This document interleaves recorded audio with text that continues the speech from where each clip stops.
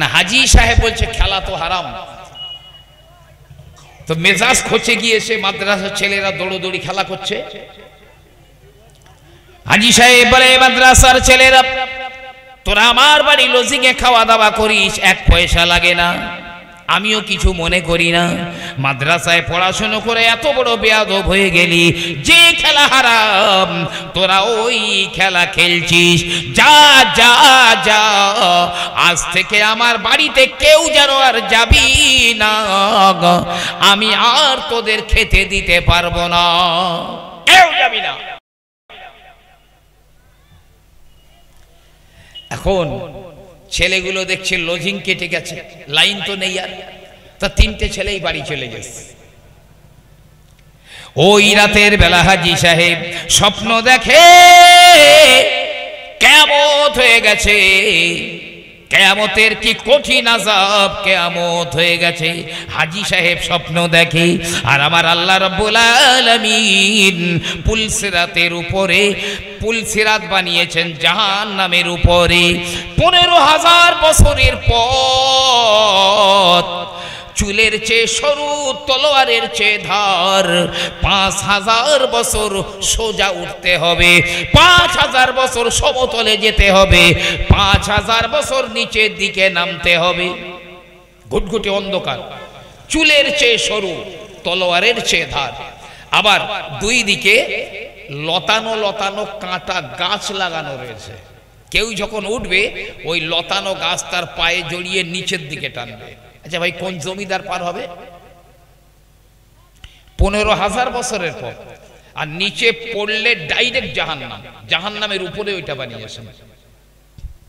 তবে কোনো কাফেরকে পুলসিরাত পার হতে হবে না। কাফেরদের জন্য জাহান্নামের একটা বাইপাস আছে, বাইপাস। এই বাইপাস দিয়ে ওরা ডাইরেক্ট চলে যাবে, কিন্তু মুসলমান ইমানদারদের ওই পোল পার হতে হবে। হাজি সাহেব স্বপ্ন দেখছে কিয়ামত হয়ে গেছে, আল্লাহ পুলসিরাত বানিয়েছেন। রব্বুল আলামিন বলেন, হে হাসরের মানুষেরা, আমি আল্লাহ তো পুলসিরাত বানিয়ে দিলাম, যা যা ওই পুলসিরাত পার হয়ে ওই পারে জান্নাত রয়েছে, জান্নাতে চলে যা। এই পুলসিরাত পার হয়ে যা। হাজি সাহেব স্বপ্ন দেখছেও, কিন্তু হাজি সাহেব বলছে আমি উঠলাম পুলের উপরে। উঠে এই 1 থেকে 2 পা গিয়েছে কোনো রকমে, গিয়ে এইবারে হাজি সাহেবের টলুনি চেপে গেছে, টলছে, পড়ে গেল। হাজি সাহেব দেখছে আমার বাড়ি যে 3টে মাদ্রাসার ছেলে খাওয়া দাওয়া করত, সেই ছেলে 3টে ওই তো প্রায় একটুখানি সামনে, ওরা দুনিয়া ইসলাম দৌড়দৌড়ি করছিল, ওই রকম দৌড়দৌড়ি করতে করতে সব পার হয়ে যাচ্ছে। হাজি সাহেব তো খুব বিপদে, টলছে, শুধু টলছে। একটু তাকবীর দেন, নারায়ে তাকবীর, নারায়ে তাকবীর। সিলসিলায়ে ফুরফুরা শরীফ, সিলসিলায়ে মুজাদ্দিদে জামান, আওলাদে মুজাদ্দিদে জামান, নারায়ে তাকবীর। একবার দরুদ আল্লাহুম্মা সাল্লি আলা।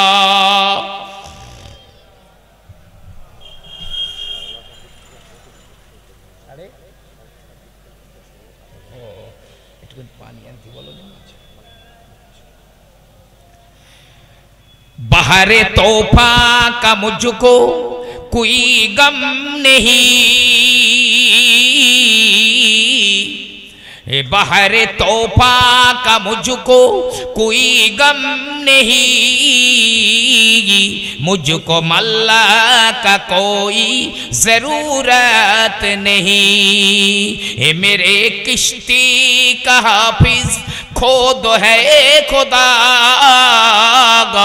और कमली वाले सफीने में मौजूद है। अल्लाहुम्मा सल्ले अला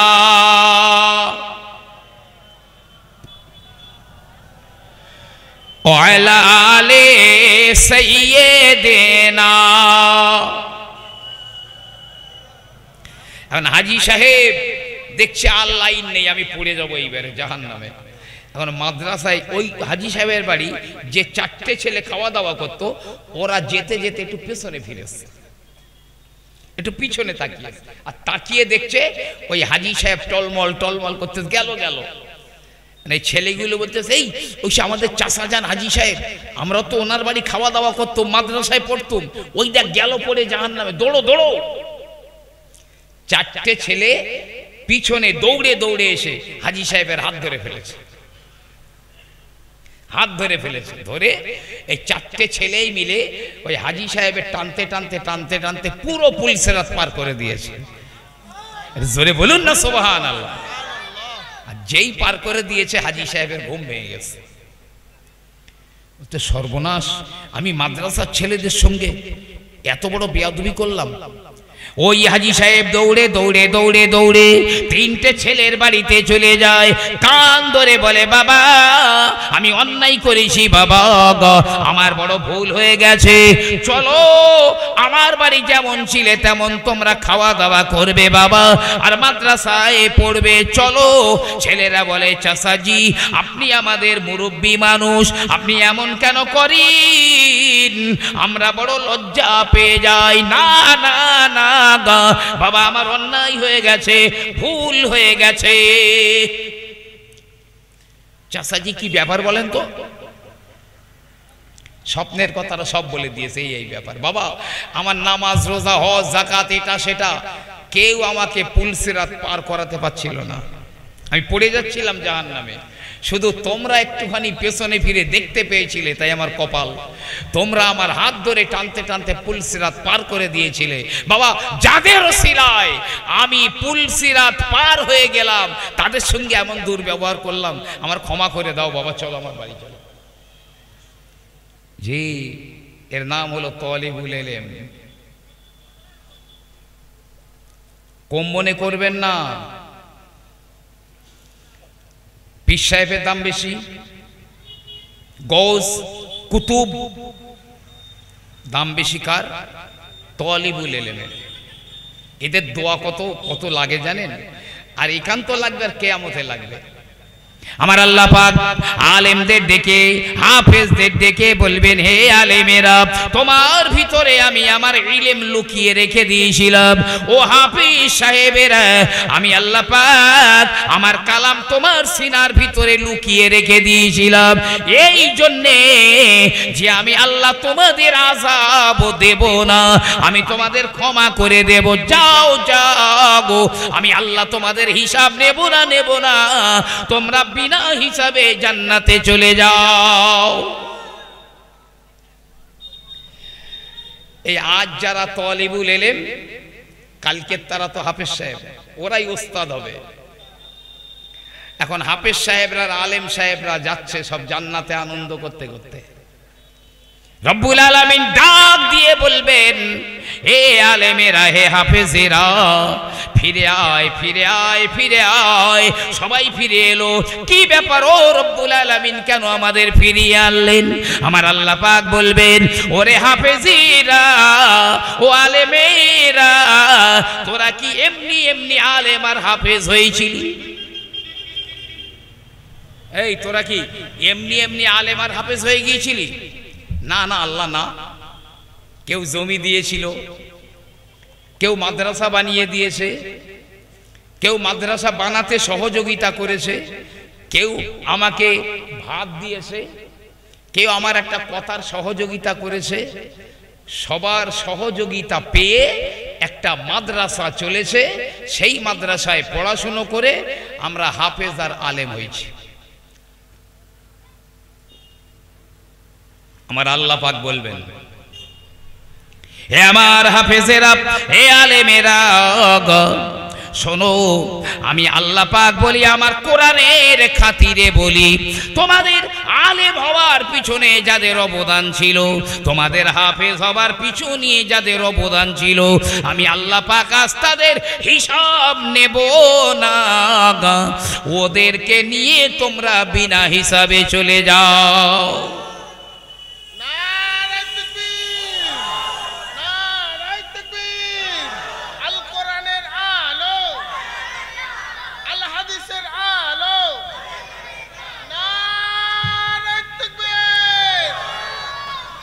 কিয়ামতে আল্লাহ যদি বলে সলিমুদ্দি হিসেব দে, আল্লাহ যদি বলে হিসেব দে, ওর কপালে কিন্তু শিওর আগুন লাগবে, শিওর আগুন লাগবে কপালে। বিনা হিসাবে জান্নাতে যাওয়া মানে তার মানব জীবনটা ধন্য হলো। আর এই বিনা হিসাবে যাবে শুধু ওই মাদ্রাসায় সহযোগিতা করেছিলেন, যা ওদেরকে সঙ্গে করে নিয়ে যাও। ভাইরা আমার, বাবাজির আমার, কিয়ামতের দিনে সিংহায় ফুৎকার দেওয়া হবে, পাহাড়গুলো উড়ে উড়ে চলে যাবে, ঘর বাড়ি চলে যাবে, থাকবে না। এই তুরস্কে ভূমিকম্প হয়েছে না, তুরস্কে ভূমিকম্প হয়েছে, আল্লাহ হেফাজত করুক। 20-30 হাজার মানুষ, আরো বাড়বে হয়তো, সব ভিতরে পড়ে মরে রয়েছে, সব মরে রয়েছে। কারণ কিয়ামতের দিনে ভূমিকম্প হবে একটা, আর এমনি ভূমিকম্প হবে। নবী বলেছেন কিয়ামতের আলামত হলো বেশি বেশি ওয়াকসরা জিলজাল, ভূমিকম্প বেশি হবে। তবে আল্লাহর নবী বলেন ইন্না জালজালাতা সাআতি শাইউন আযীম। রব্বুল আলামিন বলেন কিয়ামতের দিনে যে ভূমিকম্প হবে, ওই ভূমিকম্পটাই হলো বড় মারাত্মক ভূমিকম্প।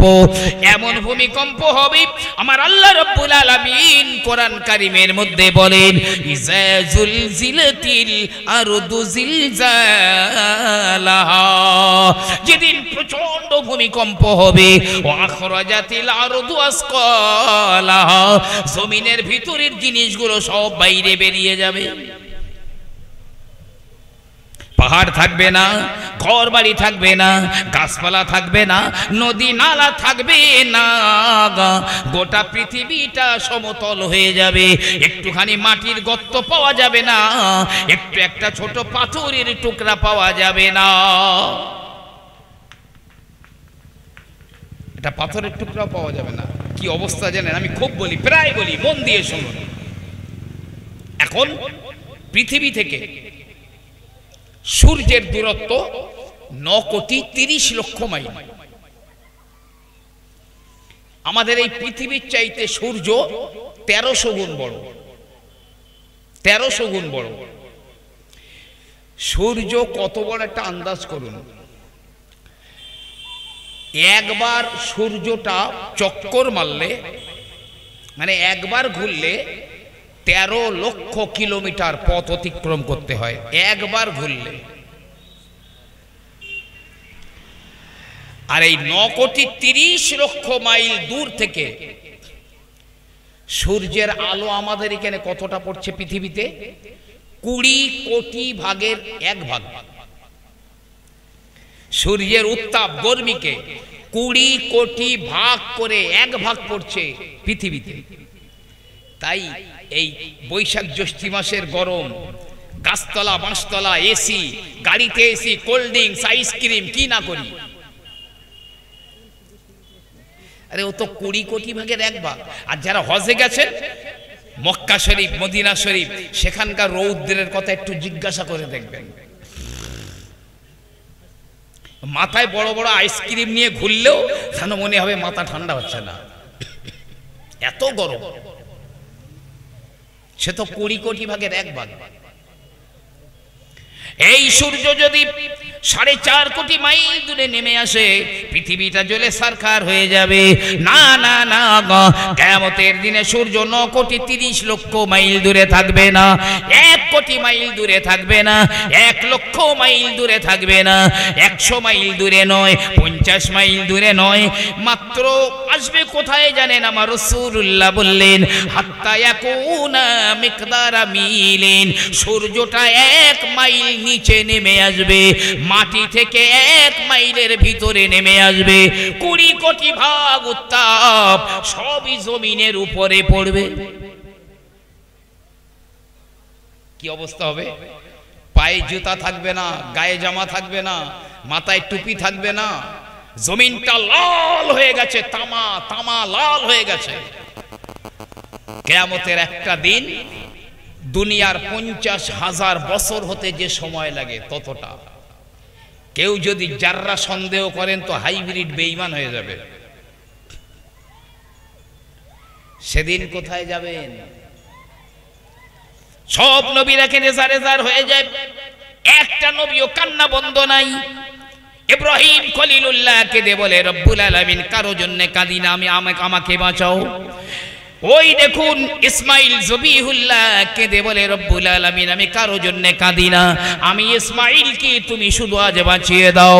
মুসা কালিমুল্লাহ কেঁদে সারে সার হয়ে বলে রব্বুল আলামিন কারো জন্য কাঁদি না, শুধু আমাকে তুমি আজ বাঁচিয়ে দাও।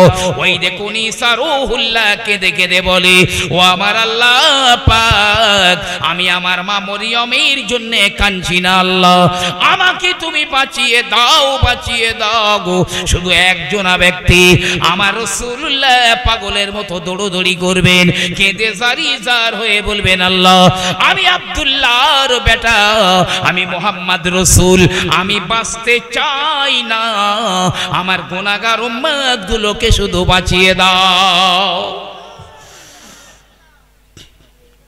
সেই দিনে আল্লাহ বলবেন এই হাফেজ সাহেবরা যা, যাদের এতটুকু সহযোগিতায় হাফেজ হয়েছিস ওদেরও হিসাব নেব না, যা চলে যা, বেহেশতে চলে যা, বিনা হিসাবে জান্নাতে চলে যা। সেই দিন কপাল খুলে যাবে, কপাল খুলবে সেদিন। আমার আল্লাহ রাব্বুল আলামিন কোরআনের প্রতিটা অক্ষরের জবান দেবেন। কিয়ামতের ময়দানে কোরআন কথা বলবে। আল্লাহ পাক ওই কোরআন তাদেরকে চেনে যারা তার সহযোগিতা করেছিল। কোরআন বলবে ও রব্বুল আলামিন এই তো তোমার সেই বান্দা, আমার দুনিয়ায় প্রচারের জন্য ও সার্বিকভাবে সহযোগিতা করেছিল। ও মাওলা গো, হয় আমাকে কোরআন থেকে বাদ দিয়ে দাও গো, না হলে এই বান্দাকে মাফ করে দাও। আল্লাহ বলবেন এই কোরআন থাম থাম, যা, আমি তো সুপারিশ গ্রহণ করলাম, যা, আমি আমার ওই বান্দাকে আমি মাফ করে দিলাম, যা তুই জান্নাতে চলে যা। সুবহানাল্লাহ। বলছিলাম তালিবুল ইলমদের দাম সবচেয়ে বেশি। খাজা বাকি বিল্লাহ প্রথম সারির আল্লাহর ওলি খাজা বাকি বিল্লাহ রহমাতুল্লাহ আলাইহি দরবারে বসে আছেন। একটা মুরিদ উঠে খাজা বাকি বিল্লাহর খুব প্রশংসা করছে, আমার পীর এই রকম ওই রকম, এই কারামত এই আছে ওই আছে। আর খাজা বাকি বিল্লাহ হুজুর মাথা নিচু করে শুনছেন। আল্লাহ বলছে বাকি বিল্লাহ তো নিজের প্রশংসা শুনতে ভালোবাসে, ও তো নিজের প্রশংসা শুনতে ভালোবাসে, একে পরীক্ষা করবে একটু। আমার আল্লাহ রাব্বুল আলামিন খাজা বাকি বিল্লাহর জাহেরি ইলমগুলো ছিনিয়ে নিলেন, বাতিনি ইলমগুলো ছিনিয়ে নিলেন। সূরা ফাতিহাটাও মুখস্থ নাই। খাজা বাকি বিল্লাহ লাফালাফি করে কাঁদে, আল্লাহ পাক এ সাজা কেন আমার হলো আল্লাহ, আমার ইলমে জাহেরি ইলমে বাতিনি কেন ছিনিয়ে নিলেন। আল্লাহ পাক তার অন্তরে ইলকা মেরে দিলেন, ইলহাম করে দিলেন ও বাকি বিল্লাহ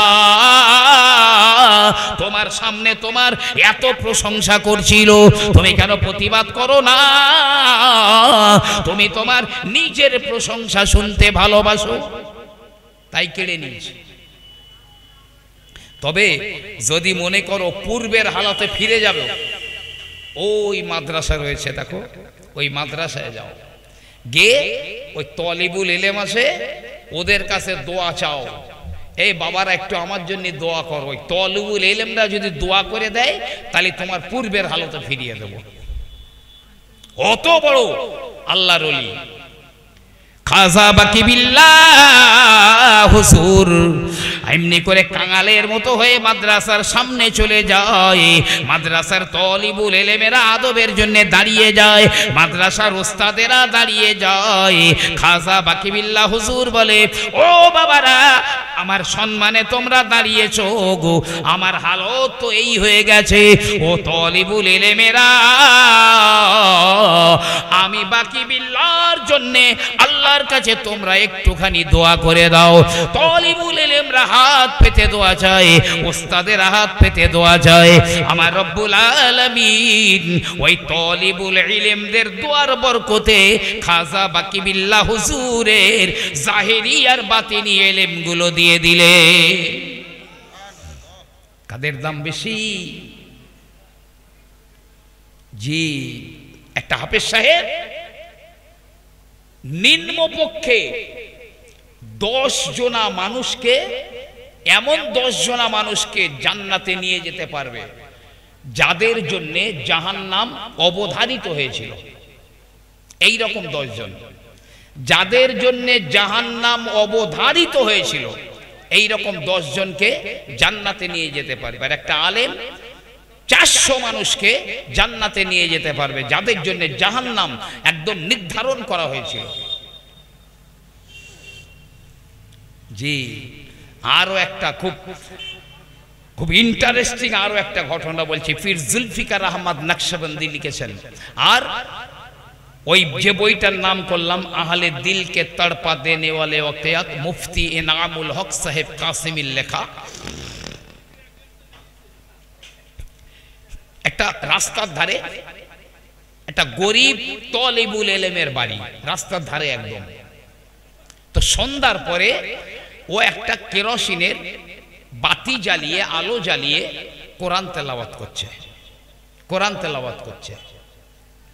এখন কেরোসিন তো ফুরিয়ে গেছে, আর কেরোসিন যেই ফুরিয়ে গেছে বাতিটা আস্তে আস্তে আস্তে আস্তে নিভে গেছে।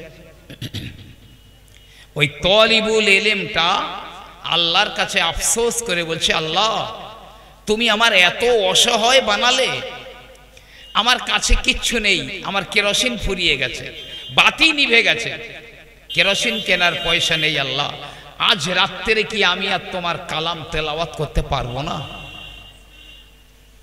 আফসোস করে আল্লাহকে বলছে। ঠিক এই রকম একটা টাইমে ওর ঘরের পাশ দিয়ে একটা লোক মদ খেতে যাচ্ছিল, মদ খেতে। এই ছেলেটার এই কথাগুলো ওই মদখোরের কানে গেল।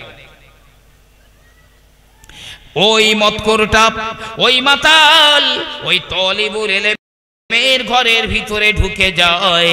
বলে, বাবা তুমি কি বলছিলে বাবা? বলে, ও চাচাজি আমার কেরোসিন ফুরিয়ে গেছে, বাতিটা নিভে গেছে, আমার কাছেও কিছু নাই। তাই রব্বুল আলামিনকে বলছিলাম, আল্লাহ তুমি আমার এত অসহায় কেন বানালে মাওলা? ও আল্লাহ আজ রাতে কি কোরআন তেলাওয়াত আমি করতে পারবো না? ওই যে মদ খেতে যাচ্ছিল ও বলছে, এই বাবা দাঁড়াও দাঁড়াও দাঁড়াও, চিন্তা নেই, আমি তো মদ খেতে যাচ্ছিলাম, তা আমার এই মদ কেনার টাকা আছে কটা পকেটে, তো আজকের আমি আর মদ খাবো না, আমার ওই মদ কেনা টাকা দিয়ে আজ তোমার কেরোসিন কিনে দেব, তুমি যাতে আল্লাহর কালাম তেলাওয়াত করতে পারো। ওই টাকালে পাশের দোকানে গিয়ে কেরোসিন কিনে এনেছে। এই নাও বাবা কেরোসিন এনেছি, বাতি জ্বালাও, আল্লাহর কালাম তেলাওয়াত করো। আর শোনো, আমি আগামী কাল থেকে আর মদ খাবো না। যে টাকা দিয়ে আমি রোজ মদ খেতাম, সেই টাকা দিয়ে আমি প্রতিদিন তোমার এই কেরোসিন কিনে দেবো, তেল কিনে দেবো, তোমার কোরআন তেলাওয়াতের জন্য যা প্রয়োজন আমি সব কিনে দেবো, আমার এই মদ খাওয়া টাকা দিয়ে। আগামী কাল থেকেও মদ খাবো না। লোকটা আর মদ খেতে যাওয়া হলো না, বাড়ি ফিরে গেল। ওই রাত্রে বাড়ি গিয়ে ওই লোকটা মরে গেছে। আর এর জীবনে জুম্মার নামাজও পড়েনি লোকটা, কোনো আমল নেই জীবনে, শুধু এমন গোনা নেই যাও করিনি। আর মদ তো চলতো ডে নাইট। রাতের বেলা বাড়ি গিয়ে মরে গেছে। সকালবেলা গ্রামের মানুষেরা হাজির হয়ে যায়, সবাই বলে একে আমরা জানাজা পড়বো না, একে কবরে দেব না, এ বড় গুনাহগার, পাপী, আল্লাহর দুশমন, বড় সারাবি, একে মুসলমানদের কবরস্থানে দাফন করব না। ও ভাইরা, সব ধরাধরি করে নিয়ে ওই লোকটাকে মাটির মাঝখানে ফেলে দিয়ে এলো। চিল, শকুন, শিয়াল, কুকুরে খেয়ে নিক, ফেলে দিয়ে সবাই বাড়ি চলে এসে। একদিন, দুদিন, 3 দিন, 7 দিন হয়ে গেল পড়ে রয়েছে, ফুলিনি, পচেনি, গন্ধ হয়নি, কিছুতে খাইনি, পোকা ধরেনি, টাটকা পড়ে রয়েছে 7 দিন। এখন ওই সাব ডিভিশনে 8 জনা খুব আল্লাহর মাহবুব বান্দারা ছিলেন, আল্লাহর ওলি মানুষ ছিলেন। 8 জনা, এক জায়গায় বাড়ি নয়, ওই সাব ডিভিশনের মধ্যে এখানে একজন সেখানে একজন।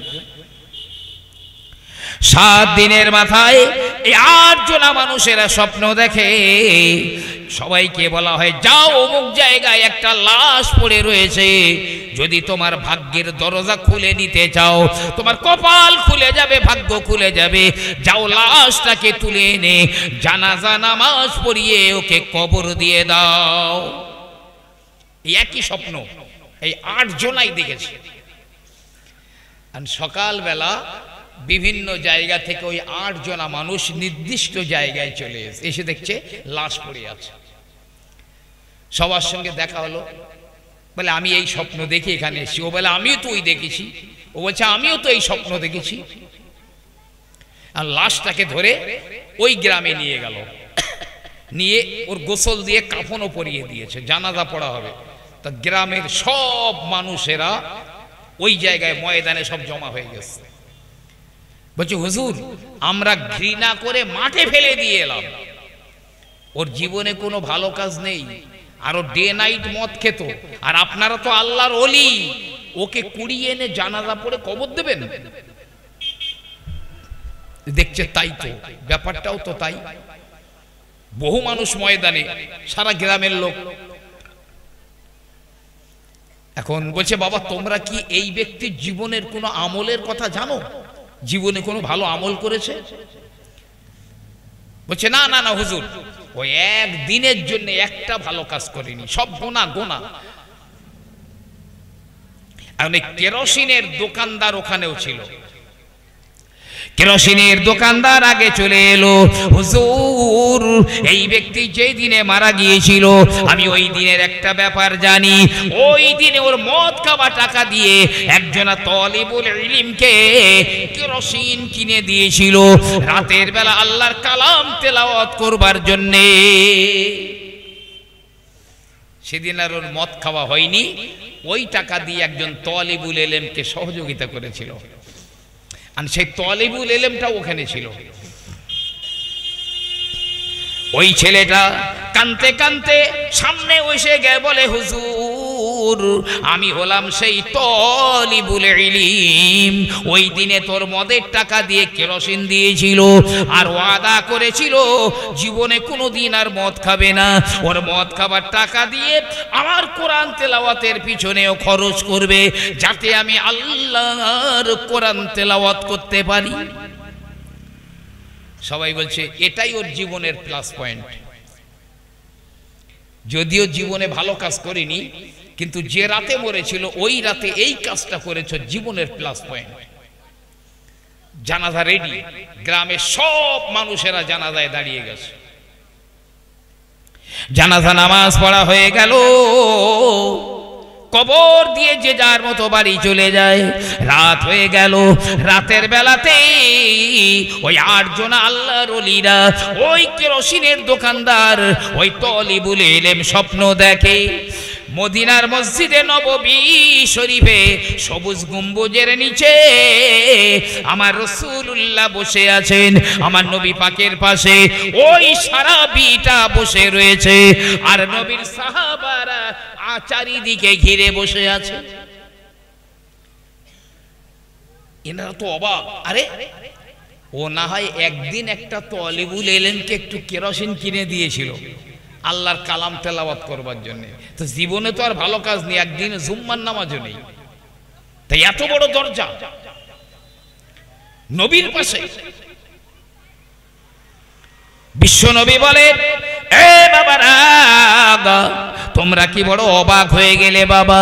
এই লোকটা পাপাচার ছিল, এই লোকটা বড় আল্লাহর নাফরমান বান্দা ছিল, ওই লোকটা সারাবি ছিল বাবা। ঠিক আছে, সবই ঠিক আছে, তবে যে রাত্রেও মারা গিয়েছিল গো, ওই রাত্রের ও একটা তলিবুল ইলমকে ওর মদের টাকা দিয়ে হলেও কেরোসিন কিনে দিয়েছিল। আগামী দিনের জন্য ওয়াদা করেছিল আমার আল্লাহ রাব্বুল আলামিনের দরবারে এইটা এত পছন্দ হয়েছে আমার আল্লাহ পাক এরই ওসিলায় ওর জীবনের তামাম গুনাহগুলো maaf করে দিয়ে জান্নাতের 70 জনা হুরের সঙ্গে বিয়ে রব্বুল আলামিন ওর দিয়ে দিয়েছেন আর জাহান্নামের আগুনটা আমার আল্লাহ হারাম করে দিয়েছে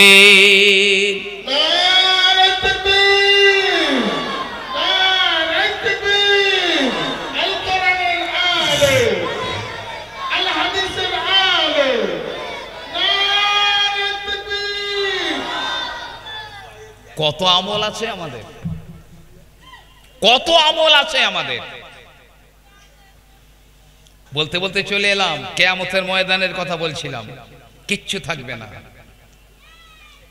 সূর্য মাথার উপরে, জমিন লাল টকটকে তামা, তবে থাকবে মসজিদ আর মাদ্রাসা থাকবে, এগুলো ধ্বংস হবে না। মসজিদ আর মাদ্রাসা একটাও ধ্বংস হবে না। ও যদি বাঁশের খুঁটি আর খড়ের ছাউনি হয় তাও ধ্বংস হবে না। বড় বড় ফ্ল্যাট, হোটেল, পাহাড়, পর্বত, নদী, নালা সব শেষ, মসজিদ আর মাদ্রাসা ধ্বংস হয়নি। দুনিয়ার মসজিদগুলো, দুনিয়ার মাদ্রাসাগুলো সব পশ্চিম প্রান্তে চলে যাবে, এ মাদ্রাসা এখানে থাকবে না, পশ্চিম প্রান্তে গিয়ে টলমল টলমল করবে। দুনিয়ার মসজিদগুলো সব চলে যাবে, মসজিদে নববীটা ওখানে থাকবে না, পশ্চিম প্রান্তে গিয়ে টলমল করবে। আল্লাহ পাক বলবেন জিবরাইল সবই তো ধ্বংস হয়ে গেল, ওই মসজিদ আর মাদ্রাসা কেন ধ্বংস হলো না একবার জিজ্ঞাসা করো। জিবরাইল চলে আসবেন, এ মসজিদেরা, ওরে মাদ্রাসারা, তোরা কেন ধ্বংস হয়ে গেলি না? আমার আল্লাহ পাক বলেন কুল্লু মান আলাইহা ফান, সব ধ্বংস হয়ে যাবে, সবই ধ্বংস হয়ে গেছে, তবে তোরা কেন এখনো দাঁড়িয়ে রয়েছিস? জিবরাইল জিজ্ঞাসা করবে। ওই দিনে মসজিদ আর মাদ্রাসার প্রতিটা ইট কথা বলবে, প্রতিটা বালুকণা কথা বলবে, রড কথা বলবে, প্রতিটা অংশ কথা বলবে। আল্লাহ এদের জবান খুলে দেবেন। রব্বুল আলামিন বলবেন, হ্যাঁ হ্যাঁ ও জিবরাইল, ওই মসজিদ আর মাদ্রাসা ওরা ধ্বংস হয়নি, ভালো করে জিগাও।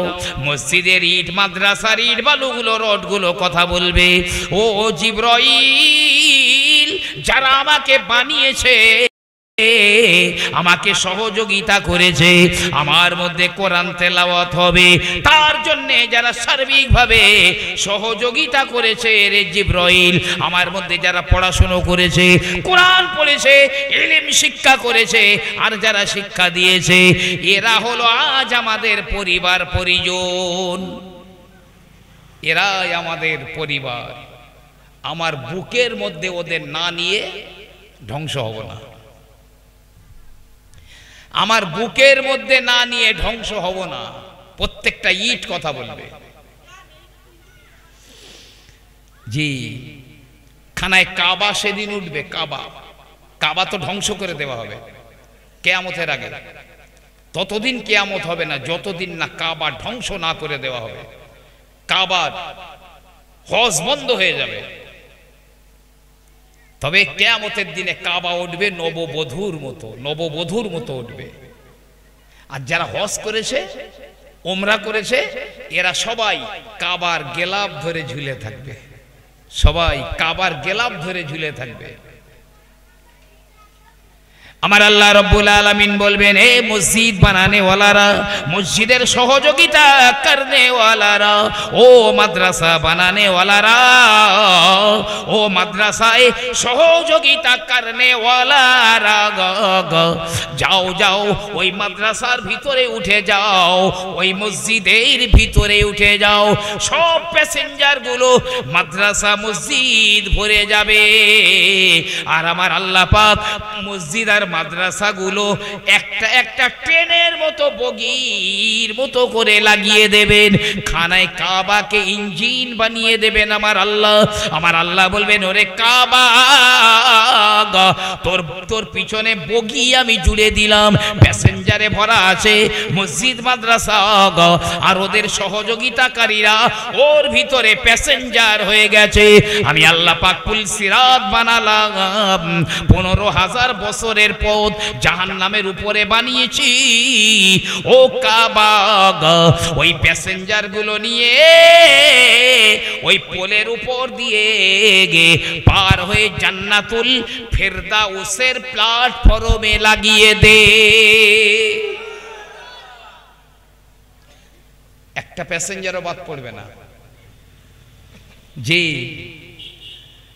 কাবা চোখের পলকে, এক পলকে ওই 15,000 বছরের রাস্তা পুল সিরাত পার করে জান্নাতুল ফেরদাউসে ঢুকে যাবেন। প্যাসেঞ্জার গুলো সব বিনা হিসাবে আল্লাহর জান্নাত ভরে যাবে। তবে মাদ্রাসা আর মসজিদ তবে ধ্বংস হবে। ওই দিনে বোঝা যাবে কটা ধানে কটা চাল। একদল মানুষ কাঙালের মতো হয়ে, অসহায় কাঙালের মতো হয়ে দাঁড়িয়ে থাকবে ওরা, এদিকে প্যাসেঞ্জাররা মহানন্দে একদম জান্নাতুল ফেরদাউসে চলে যাবে। তালিবুল ইলমকে আল্লাহ পাক এত ইজ্জত দিয়েছেন। তো আমি তো নেমে যাব, বিদায় নেব, কিছু সময় আমার বাকি আছে আর নামাজ। আমার পরবর্তী বক্তা আওলাদে মুজাদ্দেদে জামান, তিনি অটোমেটিক এসেই গেছেন, রেডি হচ্ছেন, আসবেন। তো নেমে যাবার আগে আমি 1.5 ঘন্টার উপরে ক্লাস করেছি, পড়িয়েছি। এবার ছোট্ট একটু পরীক্ষা নিয়ে আপনাদের থেকে বিদায় নেব। আমি জানি না এলাকার খবর, আল্লাহর কোনো বান্দা যারা বসে আছেন কেউ বলতে পারবেন যে কোরআনের জন্য, কোরআনের খিদমতের জন্য কোনো আল্লাহর বান্দা 5,000 টাকা দিতে পারবেন? কেউ আছেন 5,000 টাকা দেওয়ার মতন? আল্লাহকে সাক্ষী করে বলছি, আপনার সব আমল বরবাদ হতে পারে, কিন্তু এই আমলটা জীবনে কোনোদিন বরবাদ হবে না। এটা সদকায়ে জারিয়া। আপনার আপনজনরা মরে গেছে, ওদের কবরে কিয়ামত পর্যন্ত নেকি ঢুকবে। যে দেবে সে মরে গেলে তার কবরে কিয়ামত পর্যন্ত নেকি ঢুকবে। সবচেয়ে বড় কথা হলো নবী পাক বলেছেন, আস-সাদাকাতু তাসুদ্দু ৭০ বাবাম মিনাশ শাররি। একবার দান করলে ৭০ খানা মুসিবতের দরজা বন্ধ হয়ে যায়, ৭০টা মুসিবতের দরজা। যদি আপনি একবারে দিতে না পারেন, আপনি 2-3টে কিস্তি করে করে দেবেন। কেউ বলবেন এতগুলো মানুষ আছেন, কোন বান্দা একজনা বলতে পারবেন 5,000 টাকা দেওয়ার মতন? যে এই নবিয়ানা মেম্বারে